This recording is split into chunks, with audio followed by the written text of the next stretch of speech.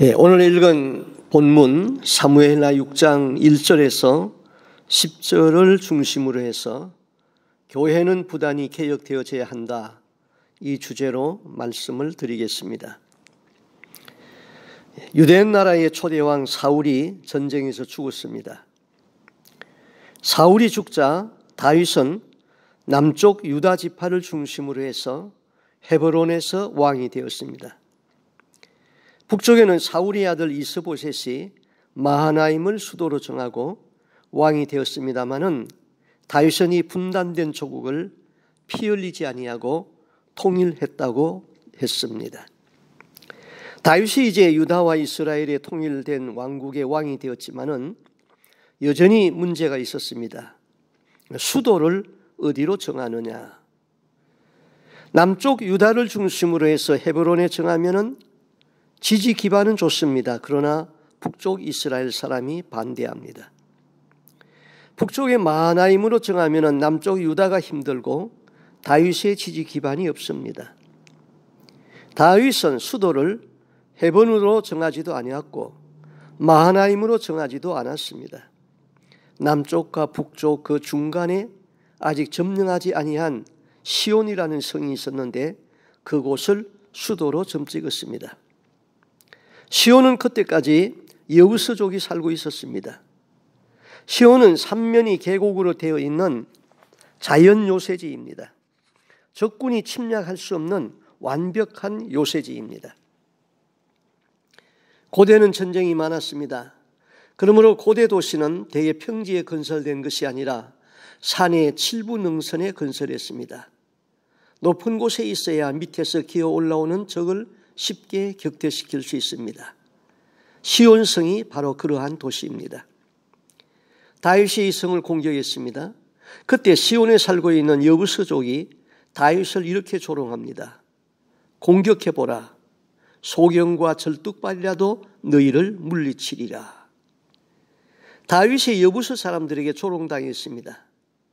소경과 절뚝발이라도 너희를 물리친다는 것입니다. 그만큼 그 성은 자연적인 요새로서 함락시킬 수 없다는 안전한 성입니다. 지금 예루살렘의 옛 이름이 시온입니다. 시온은 원래 히브리어로 치온인데 우리 성경은 시온이라고 번역했습니다. 시온의 영어 이름은 자이언입니다. 여러분, 아리조나에 있는 자이언 캐년 보았습니까? 완전히 철옹성 같은 바위로 둘러싸였죠. 남쪽에서 들어가는 계곡만이 뚫혀 있고 다른 곳에서는 들어갈 수가 없습니다. 예루살렘 시온성은 삼면이 계곡으로 되어 있었습니다. 적군이 침략하려면은 계곡으로 내려와서 또 산으로 올라가야 됩니다. 거기다 또 성을 쌓았습니다. 그러므로 이 성을 정복하기는 거의 불가능했습니다. 그런데 다윗은 이 성을 하수구로 들어가서 그 성을 정복하였습니다. 그리고 그 성을 다윗성이라고 이름을 붙였는데 이 도시가 오늘의 예루살렘입니다. 만약 우리나라가 통일이 된다면은, 통일 한국이 되면은 수도를 이남의 서울로 해야 할까요? 아니면은 이북의 평양으로 해야 할까요? 지리적인 여건만 된다면은 이북의 평양도 아니고 이남의 서울도 아닌 그 중간에 있는 판문점으로 하면은 좋을 것입니다. 우리나라는 지방색이 강합니다. 지방색은 민족 발전의 저해 요소입니다. 지방색이 강하면 나라가 망합니다. 특히 전라도, 경상도 골이 깊습니다. 우리는 미국에까지 와서 경상도, 전라도 찾으면 안 됩니다. 교회 안에서까지 충청도, 강원도 찾으면 안 됩니다. 다 천국 시민입니다. 다윗은 시온에다가 수도를 정하고 그곳에다가 거룩한 하나님의 성전을 짓습니다. 그때부터 거룩한 성이 되고 예루살렘은 천국의 상징으로 생각했습니다. 예루살렘은 나라가 바벨론에 망하기까지 적군의 침략을 많이 받았으나 한 번도 그 누구도 그 성을 무너뜨리지 못했습니다. 그런데 그 500여 년이 지나서 예레미야는 그 성도 무너진다고 예언합니다. 그 백성이 우상을 섬긴 죄값으로 나라가 바벨론에 망한다고 예언했고 그 예언대로 바벨론에 의하여서 망합니다. 예레미야 예가 1장 6절에 이렇게 말하죠. 처녀 시온의 모든 영광이 떠나가며, 처녀 시온이라고 했습니다. 처녀는 남자를 가까이 하지 않은 여자이지요. 예루살렘 시온성이 적군의 침략을 받아 정복당한 일이 없었고 처녀성을 지니고 있었는데, 이제 바벨론에 정복당하여서 처녀성이 유린당하고 나라가 망한다고 탄식했던 것입니다. 오늘 읽은 본문은 다윗이 수도를 예루살렘에 정했습니다. 히브리 민족은 이것만 가지고는 안 됩니다. 히브리 민족은 신앙 공동체 민족입니다. 12지파 공동체를 하나로 묶는 신앙이 여호와 하나님 신앙입니다. 12지파를 하나로 묶는 민족 공동체, 재정일치의 나라를 만드는 데는 성전이 예루살렘에 있어야 했습니다. 하나님 임재의 상징인 법궤가 예루살렘에 있어야 했습니다. 또 다윗은 하나님 중심의 사람입니다. 다윗은 누구보다도 하나님을 사랑했습니다. 하나님을 사랑하는 마음이 하나님의 임재의 상징인 하나님의 성전으로 갑니다. 당신은 법궤가 있는 곳이 하나님의 성전입니다. 그래서 법궤를 예루살렘으로 옮기는 거대한 역사를 일으킵니다.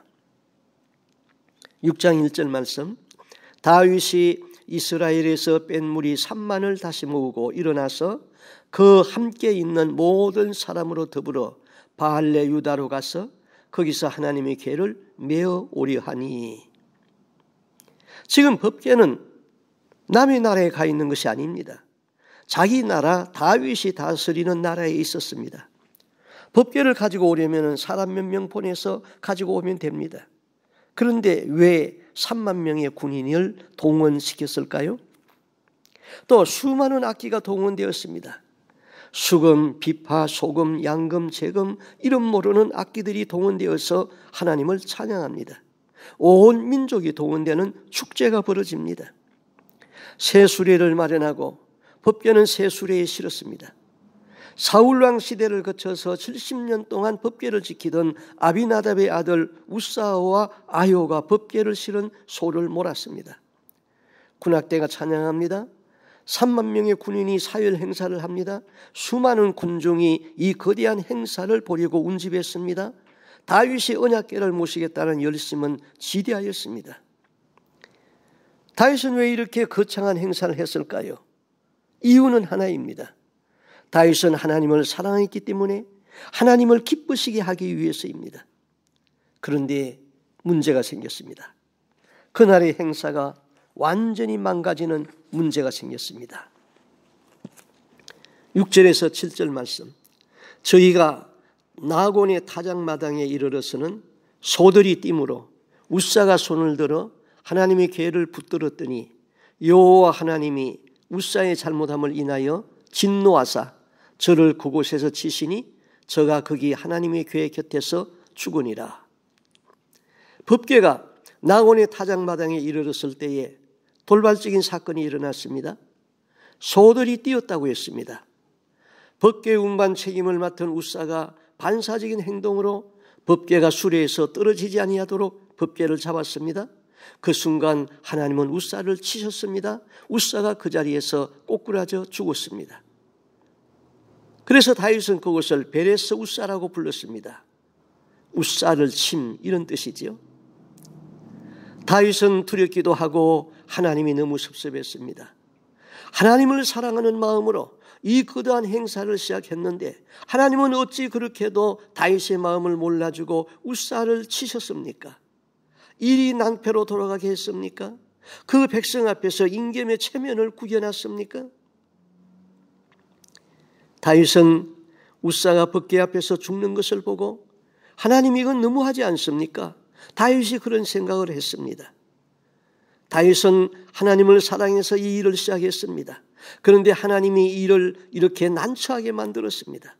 백성 앞에서 이 나라의 왕 다윗을 우스갯감으로 만들었습니다. 백성들이 생각합니다. 하나님이 다윗과 같이 하지 않는다. 하나님이 다윗을 사랑한다면 이런 일이 있을 수 없다. 도대체 하나님은 어떤 분인가? 다윗 왕은 생각하지도 못했던 엉뚱한 사건이 터지자 당혹할 수밖에 없었습니다. 그는 누구보다도 하나님을 사랑하고 하나님의 임재의 상징인 법궤에 지대한 관심을 가지고 하나님이 가장 기뻐하실 것을 확신하고 과감하게 시작한 이 경사스러운 일에 어째서 이런 불상사가 닥쳤는지 좌절했습니다. 들떴던 축제 분위기는 초상집으로 돌변했습니다. 다윗 왕은 하나님께서 언약궤를 다윗성으로 옮겨가는 것을 원치 않는 일이라고 생각했습니다. 그래서 다윗은 이렇게 말합니다. 여호와의 궤가 어찌 내게로 오리요. 다윗은 분명 실망합니다. 다윗은 법궤 옮기는 사역을 중단했습니다. 그리고 그 법궤를 가드 사람 오벳 에돔의 집으로 메고 가서 거기에 방치해 두었습니다. 9절에서 10절, 다윗이 그날에 여호와 하나님을 두려워서 가로되 여호와의 궤가 어찌 내게로 오리요 하고 여호와의 궤를 옮겨 다윗성 자기에게로 메어가기를 절개하지 아니하고 치우쳐 가드 사람 오벳 에돔의 집으로 가니라. 치우쳐, 이 말은 바른 판단을 하지 못하고 자기 중심적인 생각만 했다는 뜻입니다. 섭섭한 사람, 교회 안에서 섭섭한 사람, 이 세상 모든 인간관계에서 섭섭한 사람은 항상 치우쳐 생각합니다. 자기 중심적에서만 생각합니다. 그래서 옹졸한 판단을 내립니다. 우리는 이런 일이 없습니까? 우리는 살다 보면 하나님께 실망하는 분노가 치밀어 오를 때가 있습니다. 하나님 잘 믿어 보려고 하는데 암이다 합니다. 교통사고다 합니다. 하나님을 원망합니다. 다 팽개치고 싶습니다. 그때 우리는 빨리 하나님에 대한 나의 지식이나 이해가 부족하다는 것을 깨달아야 합니다. 하나님의 길은 언제나 완벽하기 때문입니다.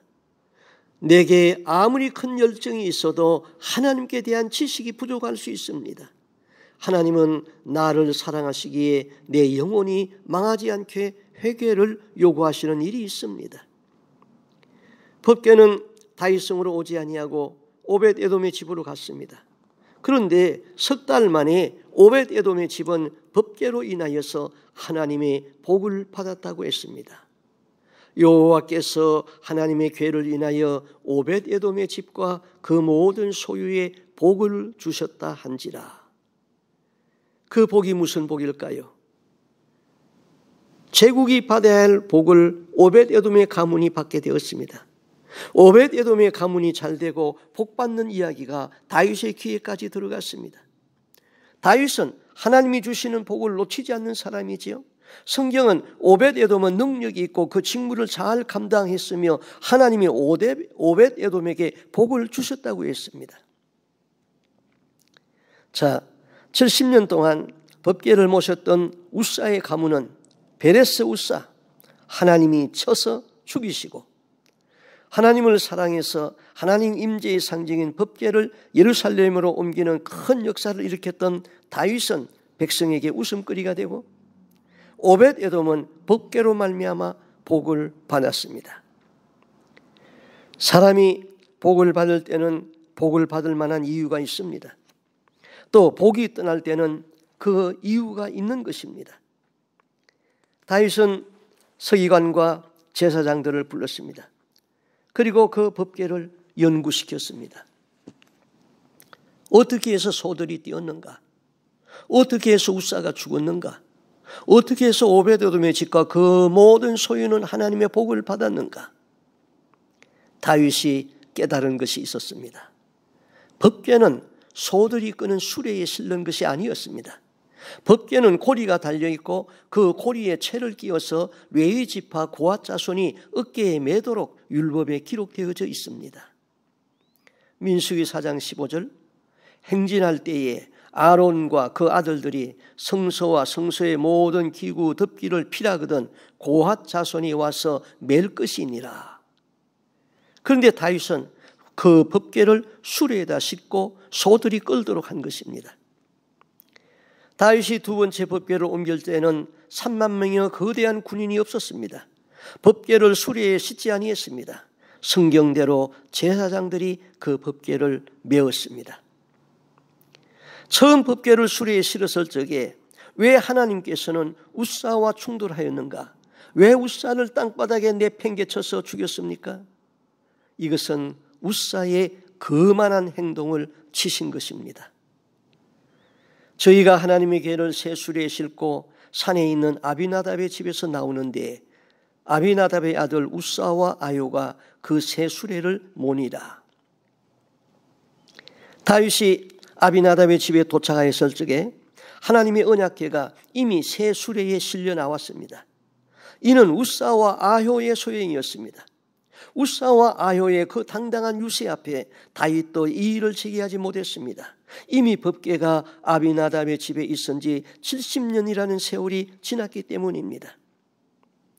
아비나답의 자손 우사와 아효는 대를 이어가면서 그 법궤를 모신 기득권과 권위가 있었기 때문입니다. 곧 군악대의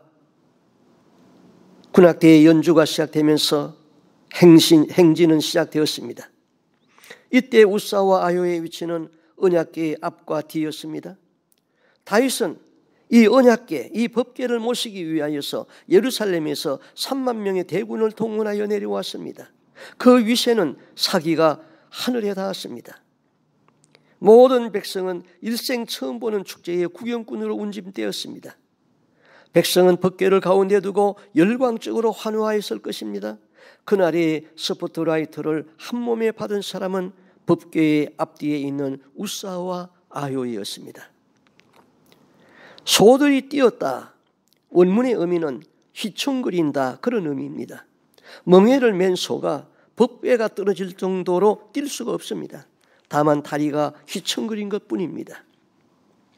이때 우사는 마치 법궤에 큰 일이라도 일어난 것처럼 손을 들어 법궤를 잡았습니다. 이는 하나님의 언약궤가 자기 소유인 양 잡은 것입니다. 그 언약궤는 하나님의 궤이지 우사의 소유가 아닙니다. 우사가 법궤를 잡되 손을 들어서 법궤를 잡았습니다. 이 손을 들어서 법궤를 잡는 이 제스처 역시 사람들의 시선을 의식한 거만한 행동이었습니다. 그때 하나님은 우사를 충돌하여서 우사의 그 거만을 치셨습니다. 하나님은 거만을 싫어합니다. 하나님은 만자 붙은 것 무척 싫어합니다. 거만, 자만, 교만, 태만, 이것 다 하나님이 싫어하는 것이죠. 하나님이 좋아하는 만이 하나 있습니다. 성령 충만인 것입니다. 예레미야 예가에 보면은 예레미야가 원수를 향하여서 이렇게 탄식 비슷한 기도를 합니다. 예가 3장 64절 65절에 여호와여 그들에게 거만한 마음을 주시고 그들에게 저주를 내리소서. 여러분, 사람이 거만으로 거드름을 피우는 것은 꼴불견이지요. 거만한 마음으로 사람을 무시하면 예레미야처럼 기도하면 됩니다. 하나님, 저 사람에게 더 거만한 마음을 주옵소서. 그러면은 너 저주받아라 하는 뜻과 똑같습니다. 마음이 거만해지면 하나님이 심판하는 것입니다. 여러분이 구할 것은 겸손과 온유와 성령 충만이지 절대로 거만하거나 자만하거나 교만하거나 태만하면은 아니 됩니다. 우사는 모든 영광은 하나님에게 있다는 거룩한 진리를 망각했습니다. 하나님은 하나님을 대신하여 영광을 자기가 받고자 하는 우사의 거만의 아성을 무너뜨리고 그를 쳐서 땅바닥에 곤두박질치게 하였습니다. 세상에서 가장 무서운 사람은 무식하면서도 소신 있는 사람입니다. 무식과 소신이 손을 잡으면 무서운 괴물이 됩니다. 우사는 오랜 세월 법궤를 모셨다는 자만과 무지로 말미암아 죽임을 당했습니다. 어느 교회에서 목사님이 설교하는 강대상 뒤편에 예수님이 십자가에 달린 모자이크 상이 있었습니다.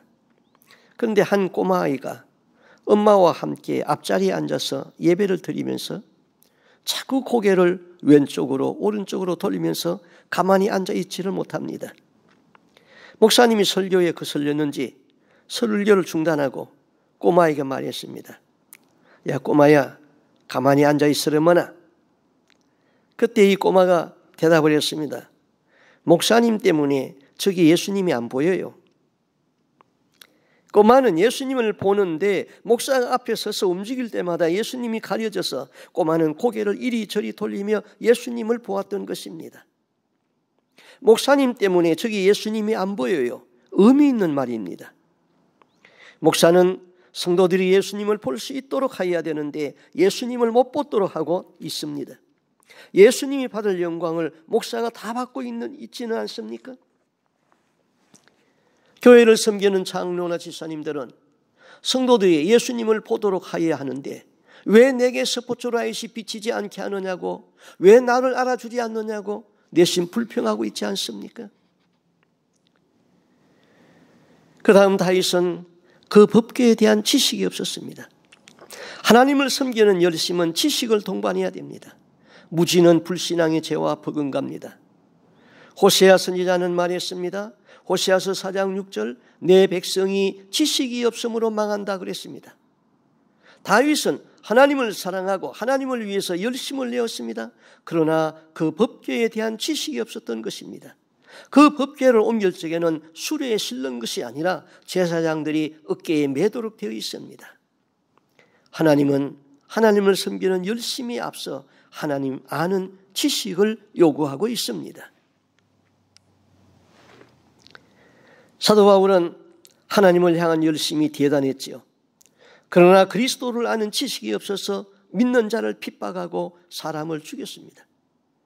바울은 예수 믿고 자기를 돌아보며 로마 교인들에게 이렇게 말합니다. 로마서 10장 2절, 저희가 하나님께 열심이 있으나 지식을 쫓은 것이 아니라, 하나님 사랑하는 마음이 없는 것이 아닙니다. 하나님에 대한 열심도 있습니다. 그러나 하나님 바로 알고 바로 행하는 지식이 없습니다. 하나님에 대한 지식이 없는 열심은 고집과 완고한 것이 되고, 완고한 것은 사신 우상에게 절하는 죄와 같다고 했습니다. 이단들이 그런 것 아닙니까? 이단들이 얼마나 열심히 전도하고 얼마나 열심히 하나님 섬깁니까? 그러나 잘못된 믿음에 의한 지식입니다. 성경을 잘못 해석한 데서 나오는 믿음으로 열심을 냅니다. 그 마지막은 구원에서 누락인 것입니다. 두 번째, 옛날의 공로는 오늘의 비행을 속량하지 못합니다. 다윗이 예루살렘을 점령했을 때가 BC 1003년입니다. 그런데 아벡 전투에서 실로에 있는 법궤를 블레셋에 빼앗긴 때는 BC 1075년입니다. 그 뒤 블레셋은 재앙을 견디지 못하여 법궤를 이스라엘로 다시 보냈습니다. 그러니까 법궤는 70년 이상을 아비나답의 집에 있었습니다. 아비나답의 아들 우사와 아요가 법궤를 잡은 것이, 우사가 법궤를 잡은 것이 비록 실수였다고 치더라도 오랫동안 언약궤를 모신 아비나답의 집에 대한 대우로서는 너무 가혹한 보응이 아니냐고 항의할 수도 있습니다. 그러나 분명히 알아야 할 것은 어제의 공로가 오늘의 과오를 속량하지 못한다는 사실입니다. 선한 목적이지만 그 목적을 이루기 위하여 방법이 악하면 안 됩니다. 선한 목적은 선한 방법으로 이루어져야 됩니다. 옛날의 공적을 내세워서 오늘의 비행을 저지른다면 나 역시 베레스 우사의 운명을 면치 못하게 될 것입니다. 우리의 구원과 관계된 중요한 말씀이 있습니다. 하나님은 그가 비록 악인일지라도 그가 죄악 중에 망하는 것을 원치 아니하고 회개하고 돌아오기를 기다립니다. 돌아오면은 산다고 약속했습니다. 에스겔서 18장 21절 22절 말씀을 읽어드립니다. 그러나 악인이 만일 그 행한 모든 죄에서 돌이켜 떠나 내 모든 율례를 지키고 법과 의를 행하면 정녕 살고 죽지 아니할 것이라. 그 범죄한 것이 하나도 기억함이 되지 아니하리니 그 행한 의로 인하여 살리라. 악인이 악을 행하며 살았습니다. 그런데 이 사람이 깨닫고 회개하고 바르게 살면은 이전에 행한 악은 기억하지 않고 구원한다는 것입니다. 죽기 전까지 악을 행하며 살았습니다. 그런데 죽기 전에 회개하고 천국 간 사람이 있습니다. 누구입니까? 십자가에서 구원받은 강도입니다. 그러므로 우리에게 소망이 있습니다. 나 같은 죄인도 회개하고 의를 행하면 살고 구원받는다는 것이죠. 그런데 그 반대의 말씀이 있습니다. 에스겔서 18장 24절, 만일 의인이 돌이켜 그 의에서 떠나 범죄하고 악인이 행하는 모든 가증한 일대로 행하면 살겠느냐? 그 행한 의로운 일은 하나도 기억함이 되지 아니하리니 그가 그 범한 허물과 그 지은 죄로 인하여서 죽으리라. 평생 의를 행하며 살았습니다. 그런데 마지막 악을 행하고 죄를 회개하지 못했습니다. 이 사람은 구원받습니까? 구원에서 누락됩니까? 에스겔이 분명히 말했잖아요. 이전에 행한 의로운 일은 기억함이 되지 아니하고 그가 범한 허물과 그 지은 죄로 죽으리라. 분명 지옥에는 일생을 목회하면서 선하게 사는 목사도 마지막에 죄를 짓고 회개하지 못해서 지옥에 떨어질 수 있습니다. 반대로 천국에 가면은 저 사람 세상에서 정말 지지리도 못나고 형편없던 사람도 천국에 있을 수 있습니다. 고재봉이와 같은 살인마도 천국에 가 있습니다. 그 판가름은 회개하면서 신앙생활을 하였는가? 아니면 회개 없는 믿음 생활을 하였느냐입니다. 교회는 다닙니다. 그런데 회개 없이 신앙생활을 하는 분들이 너무나도 많습니다. 또 교회는 다니지만은 우상을 섬기면서 사는 사람들이 너무 많습니다. 우리 인생은 처음보다 끝이 좋아야 합니다. 신앙도 전반전보다는 후반전이 중요합니다. 내 인생의 후반전은 언제입니까? 지금입니다. 내일은 모릅니다. 오늘 회개하는 사람은 날마다 회개하며 삽니다. 날마다 회개하는 사람은 죽음 앞에서도 회개가 쉽게 이루어집니다. 우리나라 기독교 역사에서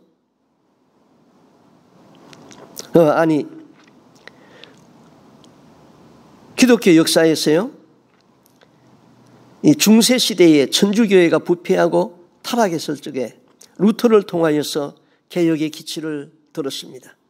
그렇게 해서 개신교가 생겼습니다. 그런데 오늘날 교회는 너무나도 본질에서 벗어난 것이 많습니다.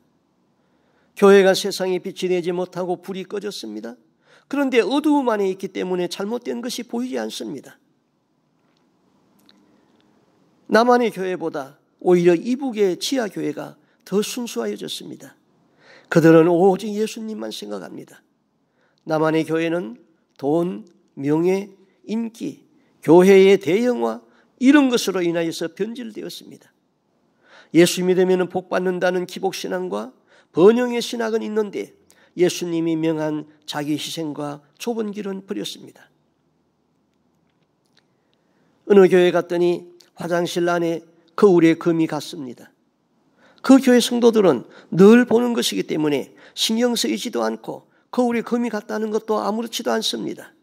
그러나 그 교회를 처음 방문한 사람은 금세 압니다. 성도들과 이야기를 해보면 그 신앙에 혼합된 것이 얼마나 많은지요. 그런데 자신은 잘 모릅니다. 어두움에 있기 때문입니다. 하나님은 우상을 가장 싫어합니다. 솔로몬이 지은 그 아름다운 성전도 그 성전 안에서 우상을 섬길 적에 하나님은 이방인의 손을 빌려서 그 성전을 완전히 무너뜨립니다. 어떻게 여호와 섬기는 여호와의 성전에 우상을 섬깁니까? 그들은 여호와를 버리지 아니했습니다. 이 성전에서 이렇게 하는 것이 하나님이 받는다고 생각했던 것입니다. 혼합신앙이 익숙하여졌던 것입니다. 우리는 성경으로 돌아가야 됩니다. 에스겔이 바벨론의 포로로 잡혀갔습니다. 바벨론에서 하나님이 그를 선지자로 불렀습니다. 에스겔서 8장에 보면은 하나님이 어느 날 에스겔의 영을 번쩍 들어서 하늘로 올라가시더니 하늘로 들어 올리더니 그 영을 천리 밖에 있는 예루살렘 성전으로 데리고 가서 성전을 다 보여주었습니다. 에스겔이 예루살렘 성전에서 다 성전을 지금 둘러봅니다. 그 성전에 우상의 자리가 있습니다. 성전 벽에는 그들이 섬기는 가증한 그림들이 그려져 있습니다. 오늘 우리말로 말하면은 용이나 뱀이나 개구리나 복이라고 생각하는 이런 것들을 그림을 그려놨습니다. 또 다른 방에는 여인들이 단무서 신을 향하여서 경배하고 있습니다. 동쪽 벽에는 태양신이 그려져 있습니다. 이곳이 예루살렘 성전 여호와를 섬기는 성전이 되었습니다. 하나님이 그 성전을 그냥 두겠습니까? 유대 백성은 하나님도 섬기고 우상도 섬겼습니다. 혼합신앙입니다. 하나님은 그 성전을 바벨론 군대가 침략해서 다 헐도록 하였던 것입니다. 오늘날 천주교에서는 제사를 지내도록 허용하였습니다. 이방인의 제사는 귀신과 교제하는 것이라고 분명히 성경에 말해놨는데 성경을 무시하고 교황청의 결정을 성경보다 위에다 둡니다. 고린도전서 10장 20절 말씀, 대저 이방인의 제사하는 것은 귀신에게 하는 것이요 하나님께 제사하는 것이 아니니 나는 너희가 귀신과 교제하는 자 되기를 원치 아니하노라. 귀신과 교제한다. 이방인의 제사는 귀신과 교제하는 것. 교제는 사귀는 것이지요. 사귈수록 귀신은 더 많이 오는 것이지요. 귀신이 오면은 재난이지요. 우리나라 조선시대에 키해 사옥이 있었습니다. 이 키해년에 일어났던 천주교에 대한 박해를 말합니다. 전국적으로 내린 사학 토치령에 의해서 천주교인들이 색출되었고 가혹한 형벌로 천주교를 근절을 하기 위한 대학살이 자행되었습니다. 당시 기록인 키해 일기에는 참수되어서 순교한 자가 54명, 그 밖에 옥에서 죽고 병들어 죽은 자가 60여 명이 되는 전국적인 대박해였습니다. 조정에서는 천주교도들을 박해한 명목은 천주교도들은 조상을 위한 제사마저 거부하는 무부, 무군, 아비도 없고 임금도 없는 사교 집단이라는 것이었습니다. 초기 천주교 신자들은 오직 하나님만 섬기고 죽은 조상에 대한 제사는 우상 숭배의 죄와 같기에 목숨을 내놓고 순교하였습니다.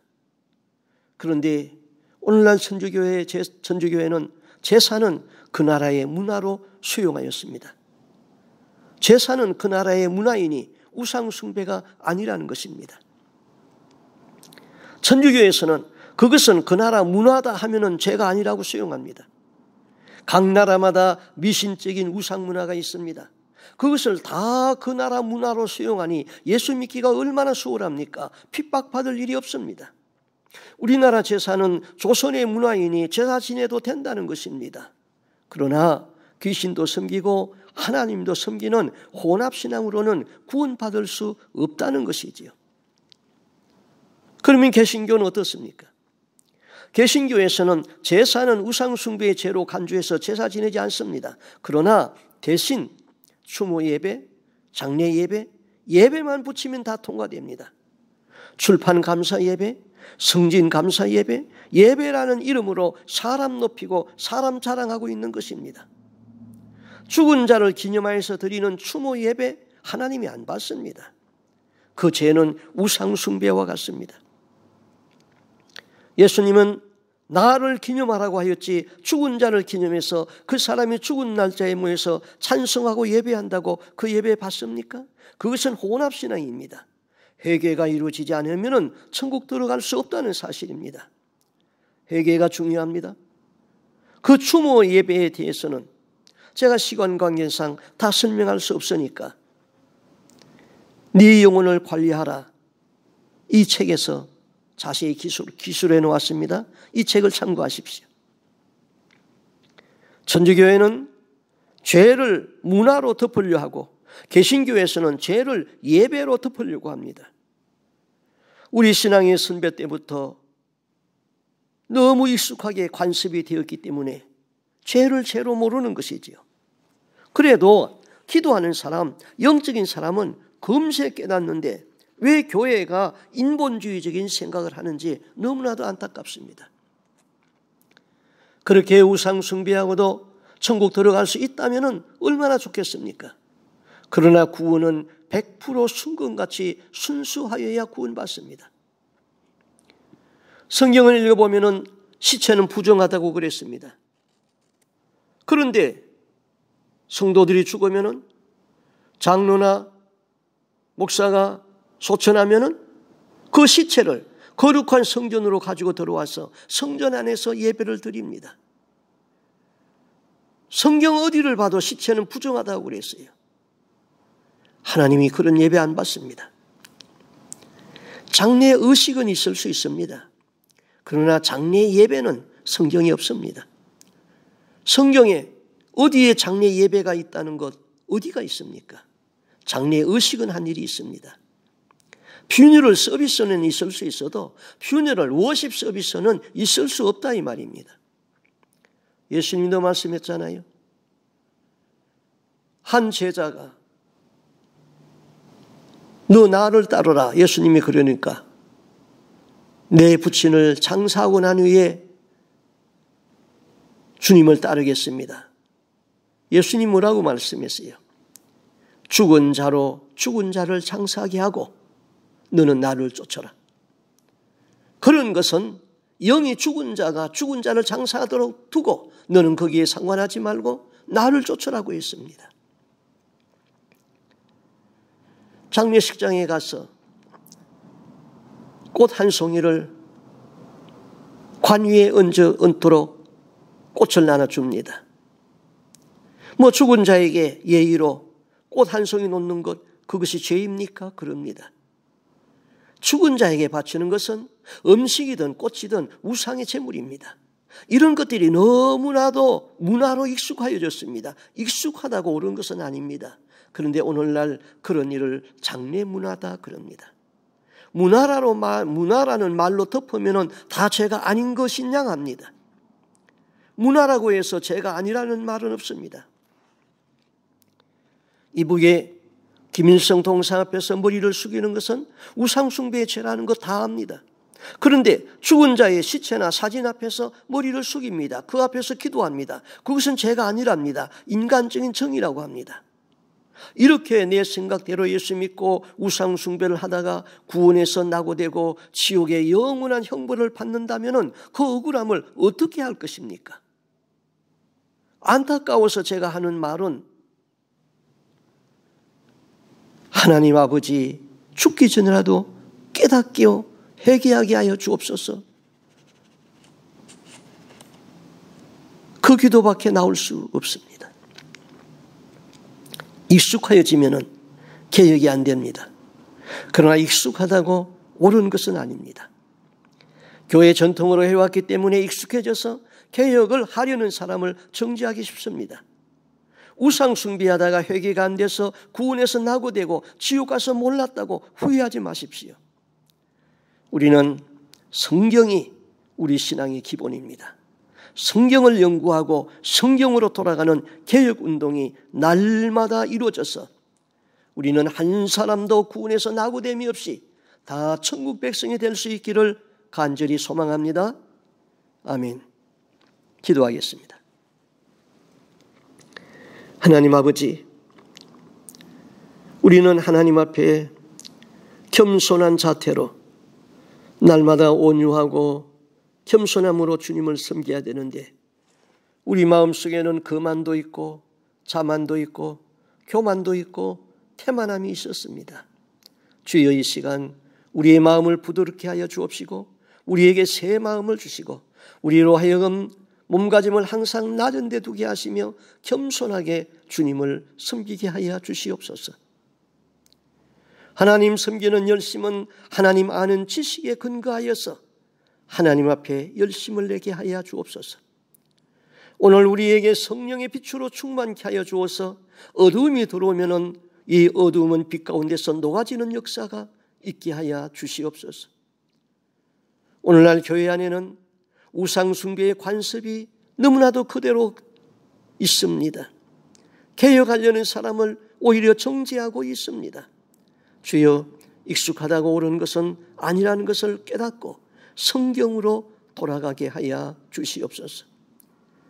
교회 안에 얼마나 혼합신앙이 많은지, 우리 내 속에 얼마나 불순물이 많은지, 이런 것들이 회개를 통하여서 예수의 피로 다 씻음받고 다 빠져나가고 정금같이 순전한 신앙인이 되어서 천국 백성, 천국에 들어가는 데에 조금도 부족함이 없도록 우리를 깨우쳐 주시고 회개에 사는 우리가 되게 하여 주시옵소서.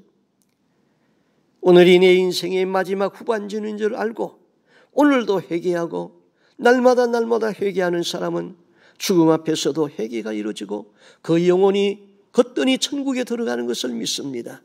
우리는 예수의 피공로를 믿고 날마다 회개하며 사는 거룩한 하나님의 백성으로 살다가 마지막에 다 천국에 입성하는 주의 거룩한 백성이 되기를 소원하옵고 존귀하신 예수님 이름으로 기도하옵나이다. 아멘.